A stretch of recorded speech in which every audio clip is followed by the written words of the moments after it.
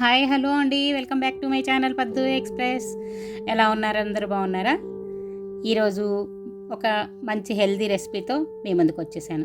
Healthy అని ఎందుకంటున్నాను తెలుసా? మనం వైట్ ఎక్కువ తింటూ ఉంటాం కదండి, వైట్ బియ్యం, వైట్ అటుకులు కూడా వైట్. ఇప్పుడు నేను బ్రౌన్ కలర్ అటుకులతోటి పోహా ఎలా చేసుకోవాలో, అదేనండి అటుకుల పులిహోర ఎలా చేసుకోవాలో చూపిస్తున్నాను. ఇదేం తెలుసా?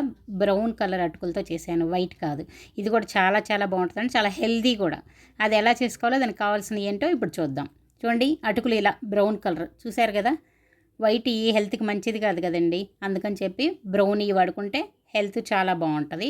మేము వైట్ దోశలు ఇడ్లీలు కూడా మానేసాము, అన్ని రాగులు జొన్నలు. అలాగే ఇలాగా పోహా కూడా బ్రౌన్ కలరు. ఇప్పుడు దానికి కావాల్సింది ఉల్లిపాయలు, పచ్చిమిరపకాయలు, అలాగే కరివేపాకు, కొత్తిమీర, కొంచెం కొబ్బరి తురుమైన తీసుకోవచ్చు, లేదంటే కొబ్బరి పొడైనా తీసుకోవచ్చు. అలాగే తాలింపుకి మినపప్పు, శనగపప్పు, ఆవాలు, ఎండుమిరపకాయలు, ఒక నిమ్మకాయ తీసుకోవాలన్నమాట. తర్వాత మన టేస్ట్కి ఉప్పు, అలాగే పసుపు, కొంచెం ఆయిల్, అలాగే వేరుశనగ గుళ్ళు. తాలింపులో వేరుశనగ గుళ్ళు వేసుకొని చాలా బాగుంటాయి. చూసారా? ఇప్పుడు నేను ఒక 2 కప్పులు బ్రౌన్ కలర్ అటుకులు తీసుకున్నాను. వీటిని 2 సార్లు నీళ్ళు పోసి 2 సార్లు చక్కగా క్లీన్ చేసేసుకున్నాను. క్లీన్ చేసేసుకొని తర్వాత మళ్ళీ కొంచెం అవి మునిగే వరకు నీళ్ళు పోసుకుంటున్నాను. నీళ్ళు పోసుకొని కొంచెం 1 గంట నాననివ్వాలన్నమాట. ఇవి బ్రౌన్ కలర్ కాబట్టి కొంచెం గంట నానినా కూడా బాగానే ఉంటాయి. చూసారా? ఇలాగ నానబెట్టుకున్నాను. చూడండి, నీళ్ళు చూడండి ఏ లెవెల్కి పోసుకున్నాను. ఇలా కొంచెం ఇవి జస్ట్ మునిగితే సరిపోతుంది అన్నమాట. ఇలా మునిగే వరకు నీళ్ళు పోసుకొని నానబెట్టుకున్న తర్వాత చూడండి, 1 గంట తర్వాత చక్కగా ఉబ్బిపోయినాయి. చూసారా? ఉబ్బిపోయి ఎలా బౌల్ నిండా వచ్చినాయి. ఇప్పుడు స్టవ్ మీద ఒక మందపాటి గిన్నె పెట్టుకొని ఒక 2-3 స్పూన్లు ఆయిల్ వేసుకోవాలి. దీనికి కొంచెం ఆయిల్ ఎక్కువ వేసుకుంటాను. చూడండి, మామూలుగా అయితే ఒక 2 స్పూన్లు వేస్తాను, దీనికి ఒక 3-4 స్పూన్లు వేసుకున్నాను.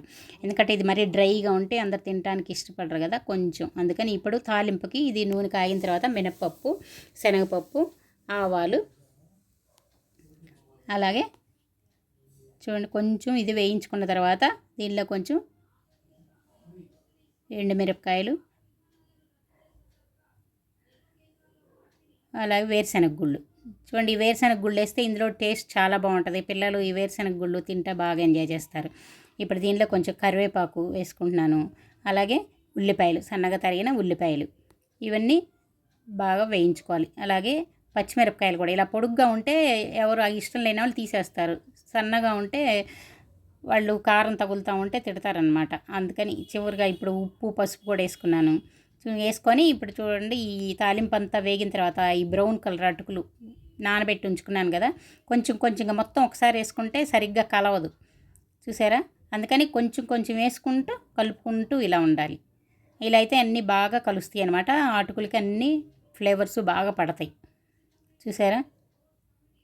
ఇలా అన్నీ కొంచెం కొంచెంగా వేసుకుంటూ కలుపుకొని ఇప్పుడు రుచికి ఇందాక ఉల్లిపాయల్లో కొంచెం మాత్రం ఉప్పు వేసుకున్నాం. ఇప్పుడు మొత్తానికి సరిపడా ఉప్పు, అది కూడా బాగా కలుపుకున్న తర్వాత అది కొబ్బరి పొడి, ఇది కొబ్బరి తురువైనా తీసుకోవచ్చండి. నేను కొబ్బరి పొడి వేసుకుంటున్నాను.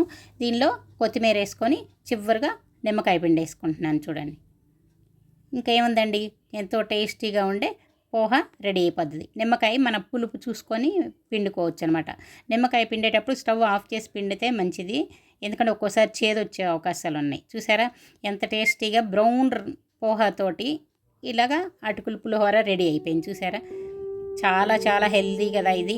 ఇలా చేసుకున్నారంటే మన ఆరోగ్యం మనం కాపాడుకోవచ్చు. వైట్ ఎక్కువ తినకూడదు కదండి, ఇప్పుడు అందరు కూడా చెప్తున్నారు.